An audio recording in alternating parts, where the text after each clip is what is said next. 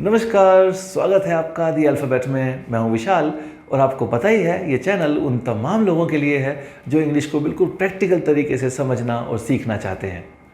दोस्तों, अपनी पिछली क्लासेस में हमने डिस्कस किया था कि अपना प्रेजेंट या अपना पास्ट रूटीन आप किसी को कैसे बताएंगे, और साथ ही साथ मैंने आपको कुछ टिप्स भी दी थी कि आप उसकी प्रैक्टिस कैसे करेंगे। अगर आपने वो वीडियोज़ नहीं देखी हैं तो हियर इज़ द लिंक। अगर आप इस चैनल पर नए हैं और अभी तक आपने सब्सक्राइब नहीं किया है तो please subscribe and press the bell icon also, ताकि हमारी आने वाली क्लासेस के नोटिफिकेशंस आप तक पहुंच जाएं सबसे पहले और अपने आप, और आप कोई भी क्लास कोई भी टॉपिक मिस ना करें। दोस्तों, आज की क्लास में हम लोग डिस्कस करेंगे इंग्लिश की एक और बहुत इंपॉर्टेंट चीज़ को, दैट इज़ सेकेंड फॉर्म। ये सबसे ज़्यादा इस्तेमाल होने वाली फॉर्म है। बातचीत के दौरान सबसे ज़्यादा ज़रूरत आपको इसी की पड़ने वाली है।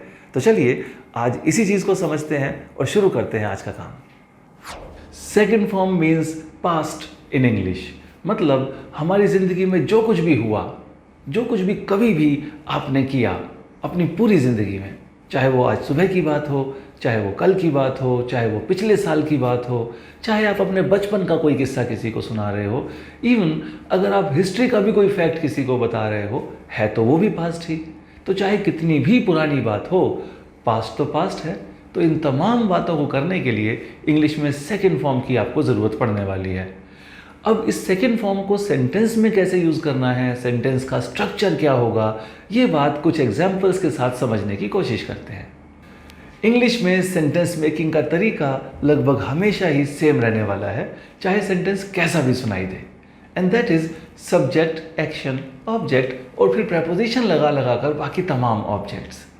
अब इस वाले केस में सब्जेक्ट हुआ हमारा वर्कर, एक्शन हुआ वो काम जो इस वर्कर ने किया, ऑब्जेक्ट मतलब ये काम किस चीज़ या किस इंसान के ऊपर किया गया। ये स्ट्रक्चर हम ऑलरेडी अपनी पिछली कुछ वीडियोस में डिस्कस कर चुके हैं। अगर आपने वो वीडियोस नहीं देखी हैं तो देयर इज़ द लिंक, आप क्लिक करके देख सकते हैं। अब तक हमने एक्शन की दो अलग अलग फॉर्म्स डिस्कस की, हालांकि उन दोनों का मतलब सेम ही था, फर्स्ट फॉर्म और फिफ्थ फॉर्म। मीनिंग क्या था इस सब्जेक्ट का, रूटीन, कि ये सब्जेक्ट ये वाला काम करता है, उसकी हैबिट है, उसका नेचर है। आज हम डिस्कस करेंगे सेकेंड फॉर्म। तो क्योंकि ये तो हम ऑलरेडी डिस्कस कर चुके हैं तो इसको बीच में ले आते हैं।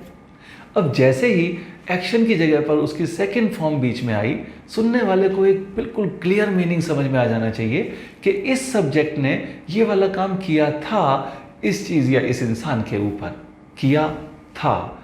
अभी जो हिंदी का वर्ड है था या थी या थे या इस तरह के जो भी शब्द हम हिंदी में लगाते हैं, ये हिंदी का तरीका है पास्ट बताने का, सेंटेंस के आखिरी में इन शब्दों को जोड़कर। इंग्लिश में ऐसा कुछ नहीं होता। Second form means past. तो अगर किसी का दिल करता हो कि था देखकर वॉज लगा दूं, तो आई एम सॉरी, इस केस में ऐसा बिल्कुल नहीं होने वाला है।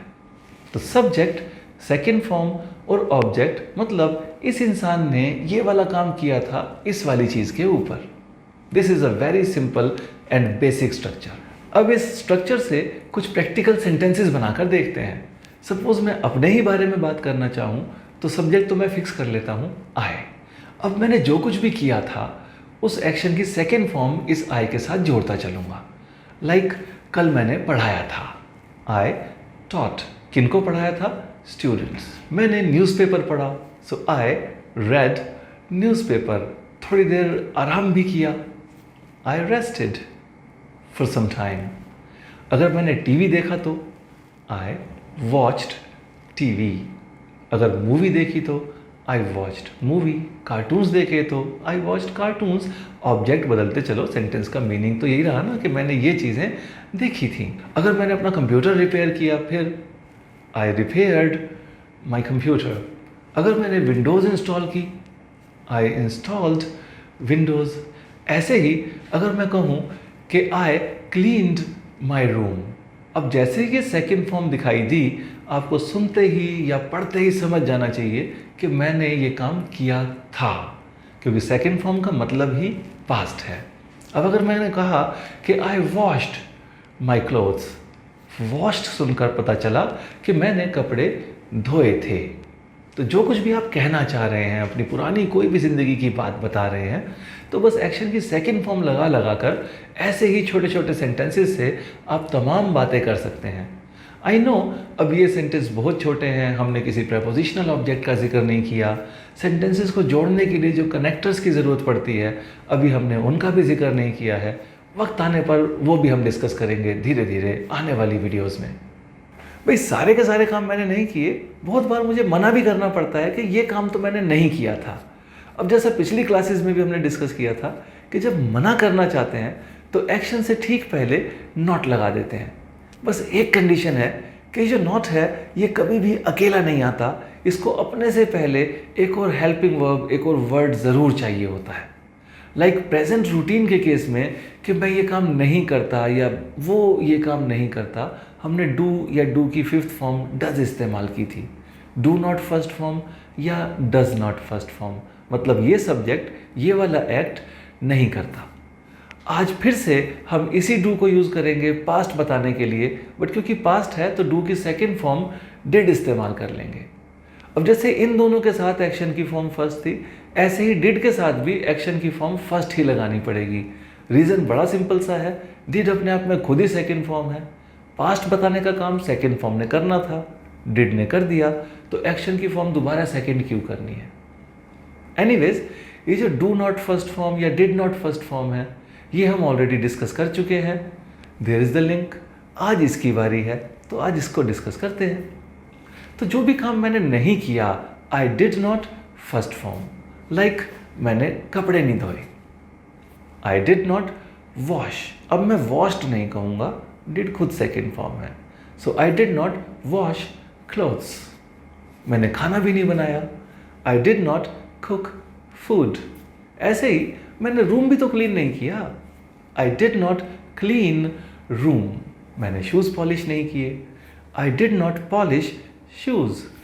मैंने तो विंडोज़ भी इंस्टॉल नहीं की कंप्यूटर में, I did not install Windows.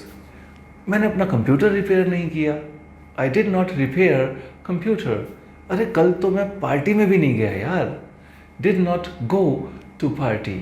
नहीं, पार्टी में तो गया था, वेंट कह दूंगा अब मैं, डिड नॉट हटा लेता हूँ। अब डिड हटा तो सेंटेंस में सेकेंड फॉर्म की कमी हो गई, तो एक्शन की सेकेंड फॉर्म लगा दूंगा, आई वेंट टू पार्टी। पर ना वहाँ अपने फ्रेंड्स से नहीं मिला मैं, अब नहीं मिला, did not meet my friends. अगर मिला तो फिर मेट कह दूंगा, I met my friends. Subject और ऑब्जेक्ट वो तो वैसे ही रहना है, बस एक्शन की सेकेंड फॉर्म या डिड नॉट फर्स्ट फॉर्म, उससे अपना काम चल जाएगा। तो जो कुछ भी किया एक्शन की सेकेंड फॉर्म, जो कुछ भी नहीं किया डिड नॉट और एक्शन की फर्स्ट फॉर्म। अब प्रैक्टिस करने के लिए हमारे पास 3 अलग अलग टॉपिक हो गए। एक, मेरा प्रेजेंट रूटीन क्या है, मैं करता क्या क्या हूँ, फर्स्ट फॉर्म। दूसरा, मेरा पास्ट रूटीन क्या था, मैं पहले क्या किया करता था जो मैंने अब छोड़ दिया है, वुड या यूज टू फर्स्ट फॉर्म। तीसरा, जो हमारा आज का टॉपिक है कि उस दिन मैंने क्या किया था, सेकेंड फॉर्म। इन तीनों टॉपिक्स को अगर आप ध्यान से देखें तो सेंटेंस का स्ट्रक्चर क्योंकि सेम था, बस एक्शन की फॉर्म के साथ ही लगातार छेड़छाड़ करनी है। लाइक अगर मैं कहूँ कि I played cricket, second form, meaning क्या हुआ, मैं क्रिकेट खेला था।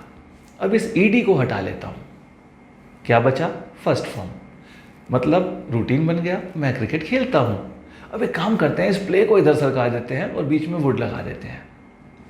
अब हो गया आई वुड प्ले क्रिकेट, मतलब मैं पहले क्रिकेट खेला करता था, अब छोड़ दिया है। सिमिलरली अगर मैं कहूँ आई वॉश क्लोथ्स, कौन सी फॉर्म है, फर्स्ट फॉर्म, मतलब मैं कपड़े धोता हूँ, ईडी लगा देता हूँ, वॉश्ड हो गया, मैंने कपड़े धोए थे। इस ईडी को वापस हटा लेता हूँ, थोड़ा सरका कर वुड बीच में लगा देता हूँ, आई वुड वॉश क्लोथ्स, मतलब पहले मैं कपड़े धोया करता था। सिमिलरली आई वॉच मूवीज़, कौन सी फॉर्म हुई, फर्स्ट फॉर्म, मैं मूवीज़ देखता हूँ, ईडी लगा देता हूँ, सेकेंड फॉर्म बन गई, आई वॉच्ड मूवीज़, मतलब मैंने मूवीज़ देखी थी। इस ईडी को वापस ड्रॉप करते हैं, थोड़ा सरका के वुड लगा देते हैं बीच में, आई वुड वॉच मूवीज़। मतलब मैं पहले मूवीज़ देखा करता था।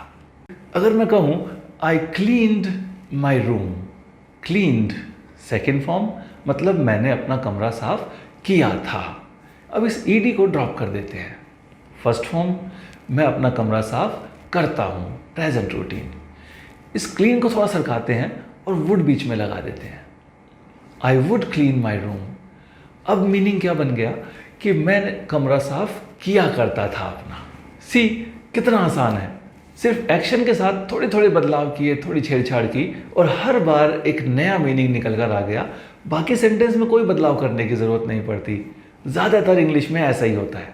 सो अगर एक बार बेसिक चीज़ समझ में आ जाए तो बाकी सारे काम तो बिल्कुल बच्चों का खेल है, यूं ही हो जाते हैं। आई होप आज का जो हमारा टॉपिक था सेकेंड फॉर्म, वो आपको बिल्कुल क्लियरली समझ में आ गया होगा और अपने पार्टनर्स के साथ ज़िंदगी की तमाम छोटी बड़ी घटनाएं प्रैक्टिस करके धीरे धीरे करके बोलना सीख जाएंगे। अगर आपको हमारी क्लासेस समझ में आ रही हैं और पसंद भी आ रही हैं तो प्लीज़ लाइक करें। मुझे आपके कमेंट्स का भी इंतज़ार रहेगा और जहाँ तक आपके लिए संभव है इन वीडियोस को दूसरे लोगों से भी शेयर करें। फिलहाल आज की क्लास का टाइम ख़त्म हो गया। मैं मिलूँगा अगली क्लास में, फिर कुछ और डिस्कस करेंगे। तब तक के लिए चलता हूँ। Have a good time, bye bye.